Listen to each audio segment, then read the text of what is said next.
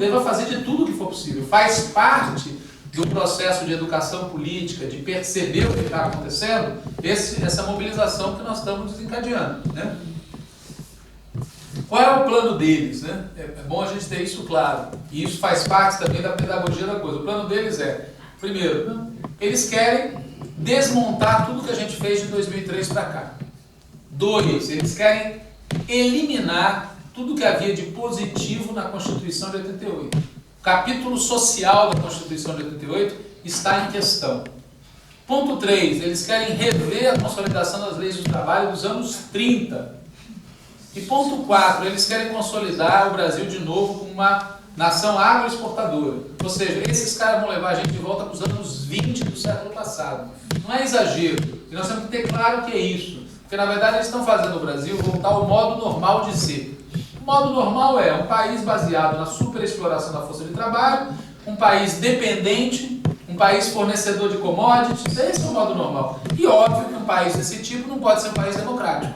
Por isso é que você olha o século XX, é um bando de períodos ditatoriais abertos ou não, com pequenos clarõezinhos democráticos. E esse período que a gente encerrou agora, dia 12 de maio, foi o período mais longo de democracia eleitoral que o Brasil teve desde a proclamação da República. E isso era insuportável para a direita e para o grande capital. Ou seja, para o grande empresariado, para a direita, né? Esse nível de democracia que a gente conseguiu tinha efeitos sociais, elevou o nível de vida do povo, portanto baixou a taxa de lucro deles. Enquanto a situação internacional permitiu navegar, eles suportaram. Na hora que a crise internacional veio, eles falaram assim, não brinco mais. Então o objetivo deles, isso a gente tem que ter muito claro, é fazer 2003, 88, consolidação das leis de trabalho virarem pó. Evidente que eles sabem que este governo que está lá não tem condições de ter legitimidade. A direita sabe disso. O Setúbal deu uma entrevista semanas antes do golpe consumado, na FAAP, falando para os alunos, ele disse: precisamos, para poder fazer o que tem que ser feito, de um governo eleito legitimamente em 2018. Ele sabe disso. Portanto, o que esse governo vai tentar fazer é uma espécie de transição. A ponte para o futuro é isso. Eles vão ser a ponte e o futuro vai ser um governo de direita legitimado nas urnas. Esse é o plano que eles têm, tá certo? E se, para isso, eles vão fazer o que for preciso. E isso, o que for preciso, inclui impedir que o PT, por um lado, e o Lula, por outro lado, tenham condições de disputar a eleição de 2018. Entendam que isso não é um problema do PT. Quer dizer, claro que é um problema também para o PT, e é um problema também para o Lula. Mas se você tira o PT e tira o Lula da disputa, 2018 está resolvido por WO. E é essa a operação, certo? No caso específico do PT, eles não precisam fazer o que fizeram com o Partido Comunista em 47, caçar a legenda. O plano é mais neoliberal, é cobrar uma multa que vai inviabilizar a vida do partido nos próximos 2 anos. A multa já está aprovada, então não é uma hipótese. Certo? A gente conseguiu postergar a cobrança para o ano que vem. Significa o seguinte: o partido vai ser obrigado, do dia para a noite, a se sustentar das contribuições militantes. O que eu acho, do ponto de vista estratégico, ótimo. Do ponto de vista prático, imediato, é um golpe brutal na nossa capacidade de agir nesse período. E quanto ao Lula, o Janot já deu início ao processo, tá certo? Já começou as primeiras etapas da tramitação do processo, baseado, ironia, na delação premiada do senador Delcídio do Amaral, este pilantra que conseguiu filiação no PT em 2001, se eu não me engano, tá certo? E que, na época que ele pediu filiação, ele era o chefe do Paulo Roberto Costa e do Cerveró, esses que estão no miolo da crise atual. A leitura que eu faço hoje, eu que fui contra a filiação dele naquela época, por outros motivos, não sabia disso, é que na verdade ele veio procurar proteção. O Lula ia ser eleito, tinha que estar no governo. E assim, este cara, depois de todos esses anos, é o autor da delação premiada, que é a base de uma ação que o Janot já deu início contra o Lula e contra a Dilma, ou seja, a pressão jurídica contra o Lula vai ser brutal, seja com o objetivo de torná-lo inelegível, seja com o objetivo de desmoralizá-lo, seja inclusive com o objetivo de encarcerá-lo, porque se necessário for, eles vão fazer isso, certo? Ou querem fazer isso. Bom, evidente que a depender da nossa reação, isso não vai acontecer. Ou seja, eu estou falando claramente o que eles querem, para a gente ter ideia do que é o tamanho do monstro. A nossa reação é que vai dizer se isso vai acontecer ou não, né? A nossa, não falo, eu falo dos setores democráticos, populares, progressistas. Paulo Sérgio Pinheiro, um quadro historicamente ligado ao PSDB, que gravou esses dias agora uma acusação de começo, meio e fim. Por quê? Porque os setores que realmente são democráticos sabem qual é o roteiro da história. Né? Para quem não estudou, não viveu, tá certo? Há vários setores da burguesia achavam que o golpe de 64 ia ser uma quartelada e depois ia devolver para os políticos. Bom, como eu vi uma entrevista do Carlos Lacerda na época, gravada na televisão, né, ele explicando, não, eu agora faço parte de uma frente ampla com o João Goulart, com o Juscelino Kubitschek, isso não é contraditório? Ele falou, não, claro que é, mas é que agora o inimigo principal são os militares. Então o Carlos Lacerda, naquela época, então é óbvio que as pessoas com um histórico democrático, como tem o Paulo Sérgio Pinheiro, dizem assim, não dá, porque está na cara o que vai acontecer depois, certo? O preço que vai ser pago por essa escalada não vai ser pago pelo PT, vai ser pago por todos os setores populares e progressistas, né?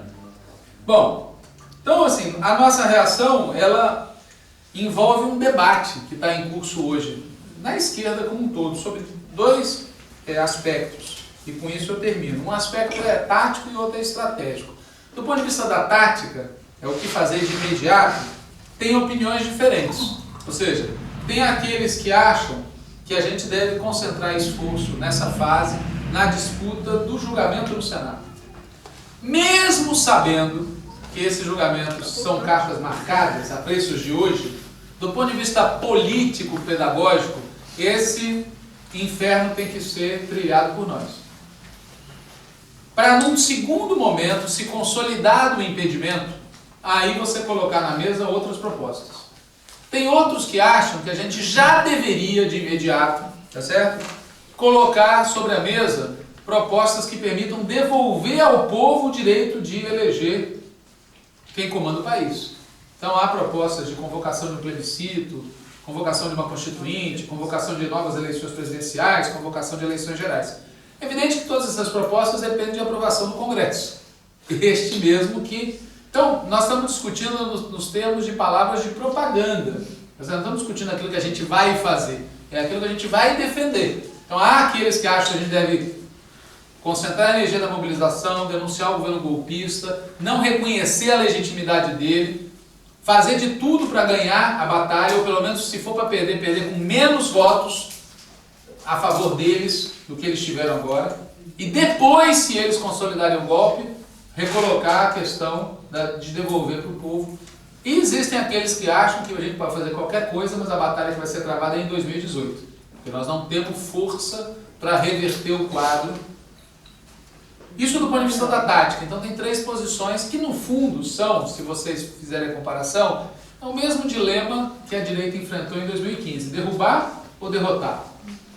É possível impedir esse governo golpista de chegar ao final do mandato que não é dele? É possível isso? Ou o melhor que a gente pode fazer é criar as condições para derrotar os golpistas em 2018? Lembrando que o golpismo, no caso, vai muito além da simples gestão do Temer. Mesmo que a gente vença a batalha contra o Temer, que a gente consiga recuperar, eles continuam todos aí, certo?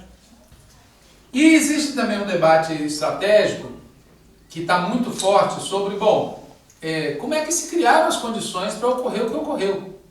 Então, o fato da gente não ter, durante esse longo período nosso no governo, são 12, 13 anos, tá certo? A gente não ter conseguido tirar deles as alavancas de poder que permitiram a eles fazer o que fizeram.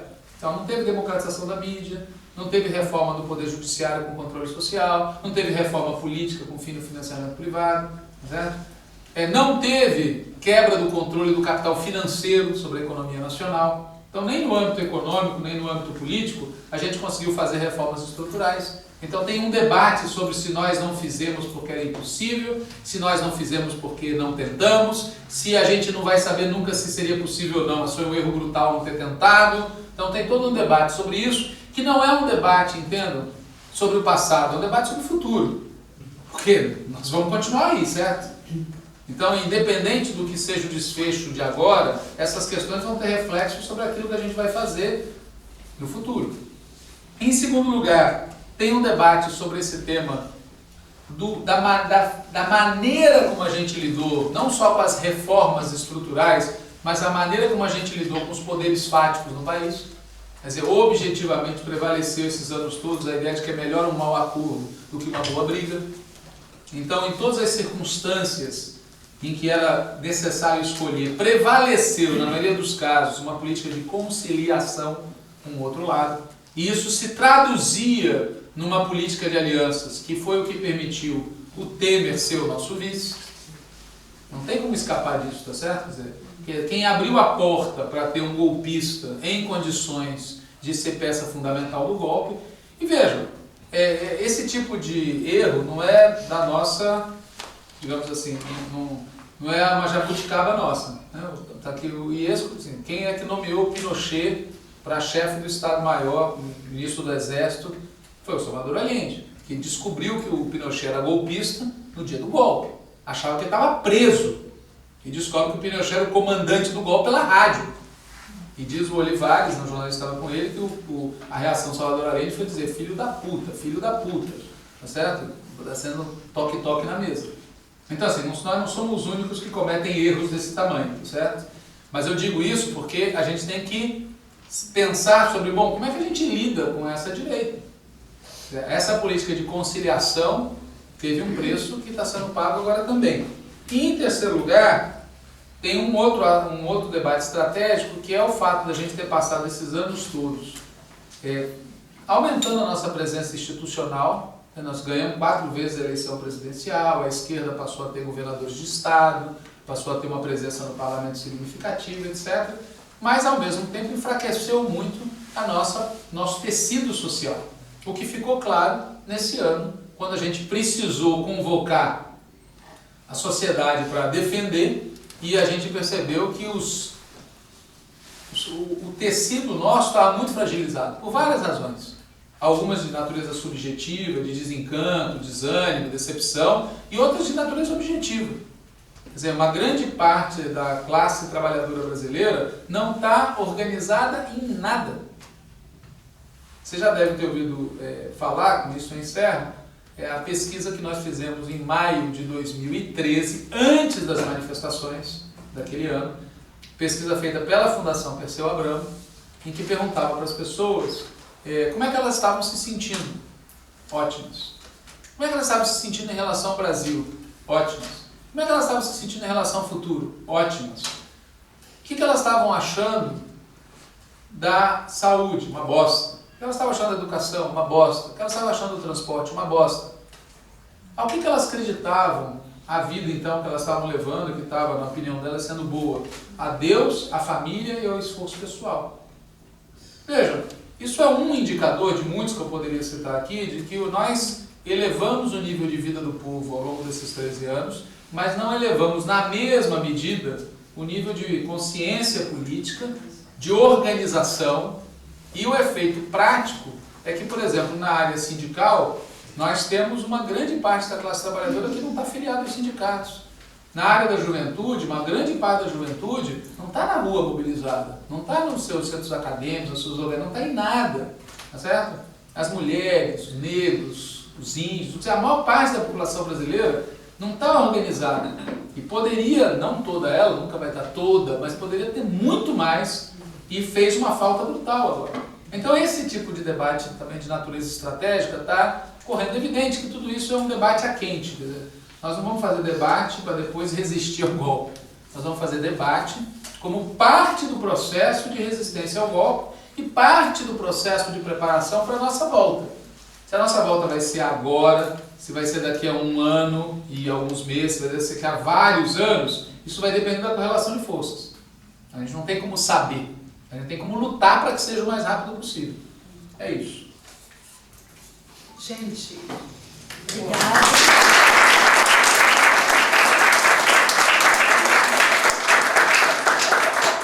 Eu vou anotar o nome de vocês, de alguém que queira fazer as perguntas para a gente, uma questão de ordem, né? Para não ficar bagunçado. Então vocês me dizem o nome, quem quer fazer alguma pergunta ao Walter, alguma dúvida, alguma... Ou alguma opinião, né? Uma opinião. Provavelmente a minha aqui. Exato. Flávio, ok. Alguém mais? Fernanda. Renata. Renata. Mais alguém? Bom, assim, a gente faz... A gente também pode fazer assim, sempre no final de cada fala, a gente lê, ó, quem quiser falar, levanta a mão para a gente ir anotando, tá bom? Então, com Flávio. Flávio, 2 minutinhos. Obrigado, Walter, por essa análise. Eu acho, sim, bastante completa. Eu tenho alguns comentários. O primeiro é o seguinte, sobre a situação do Temer ter chegado à vice-presidência, isso não é novo, porque eu lembro o exemplo do Café Filho, em 54, quer dizer, em 50. Sendo que o Café Filho entrou na composição com o Getúlio pela esquerda. O Getúlio era o cara de direita e o Café Filho era o cara de esquerda, veja o que deu. O Café Filho, na verdade, se tornou um golpista depois de ter inclusive impedir a posse do Juscelino. Então, primeiro, essas coisas não são novas. O segundo comentário que eu tenho a fazer é que aí eu gostaria também de te ouvir sobre isso, é que tem uma dimensão internacional nisso. Quer dizer, o Brasil não foi só durante o governo Lula e Dilma. O Brasil mudou de posição no cenário internacional. E isso incomodou muita gente dentro do Brasil. Não só no cenário externo, mas dentro do Brasil. Quer dizer, o fato do Brasil ter se tornado membro desse projeto dos BRICS deixou assim, um incômodo interno no Brasil muito grande. De pessoas que preferem, grupos, tudo, que preferem que o Brasil esteja associado aos grupos internacionais, digamos assim, liderados por facções dos Estados Unidos da União Europeia. Não é os Estados Unidos mais a CIA, a Casa Branca, não. São think tanks, são empresas, é o Wall Street, quer dizer, isso criou, digamos assim, um nó dentro do Brasil, e que agora nós vamos ver o que vai acontecer, porque o Itamaraty está sob intervenção do ministro José Serra, que é um cavalo de uma loja de porcelana. Então, esse é um outro aspecto, quer dizer, esse universo internacional que eu gostaria de saber se tu tem também algum tipo de contribuição para dar. O outro aspecto que eu vejo é que também houve, durante todo o governo Lula, governo Dilma, todos os erros que foram cometidos, houve uma oposição ferrenha, destrutiva da extrema-esquerda em relação a esses governos. E que agora descobrem, bom, estamos no meio de um golpe de direita, e também o que nós vamos fazer. Quer dizer, eu acho que a perplexidade que atinge os governantes ou ex-governantes do PT é a mesma que atinge o pessoal da extrema-esquerda. PSOL, aliás, grandes figuras, como o Jean Willis, por exemplo, é um cara que cresceu no meio dessa crise toda de maneira extraordinária. Mas também tem isso, assim, quer dizer, a unidade da esquerda era uma coisa que não existia. Ela passou a existir a partir do momento em que o Lula enfrentou a prisão, que é a condução coercitiva, o nome era esse, a prisão e a tentativa de conduzi-lo a Curitiba para ser recebido, já estava à espera lá, pelo Bolsonaro.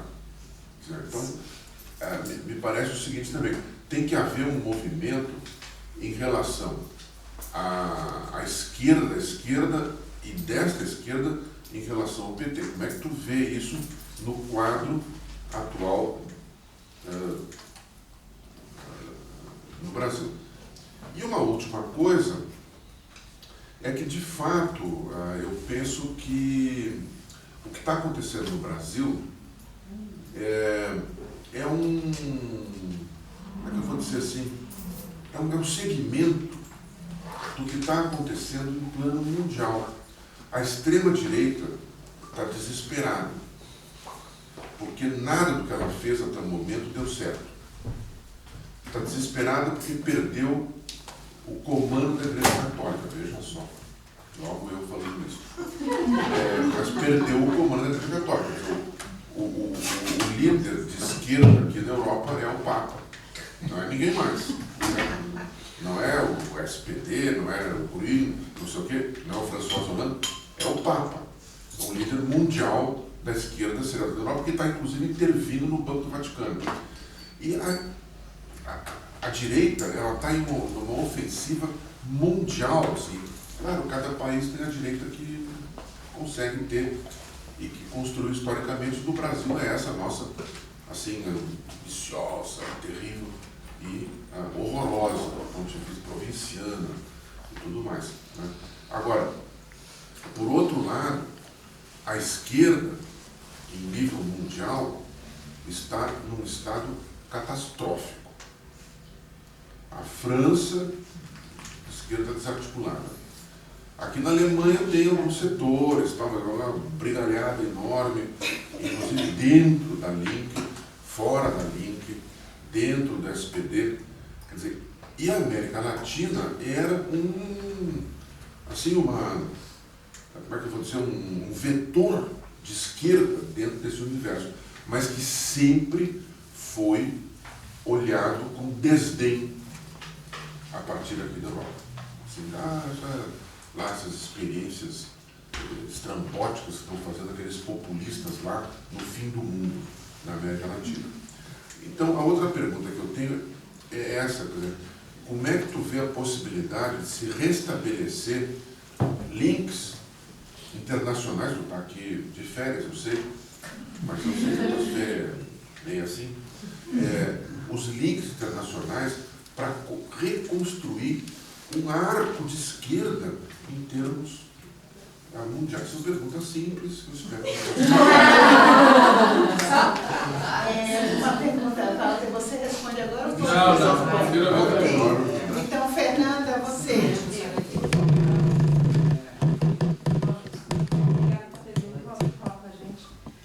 Eu queria ouvir, na verdade, também de você, duas coisas. O Mano Brown falou uma coisa no Rio de Janeiro que me tocou muito e talvez exatamente por eu ser filha de classe média, né? Mas ele disse que a favela virou as costas para Dilma. E para mim, isso, assim, vindo do Mano Brown, que é o cara líder dos Racionais MCs, me deixou assim, eu jamais falaria isso, porque eu não posso, também não sei se é verdade. Mas eu cheguei, infelizmente, atrasada, mas eu ouvi bastante o que você falou sobre não só o PT, mas a esquerda ter perdido não qualquer, mas muito boa parte da sua militância e do tecido social e das pessoas não estarem dispostas a ir para a rua. Então, assim, partindo dessa fala do Mano Brown, o quanto disso é verdade, o quanto de fato o povo, a favela, como representação do povo, virou as costas para Dilma, e o quanto de fato isso foi uma perda nossa, assim, o quanto que a gente contribuiu.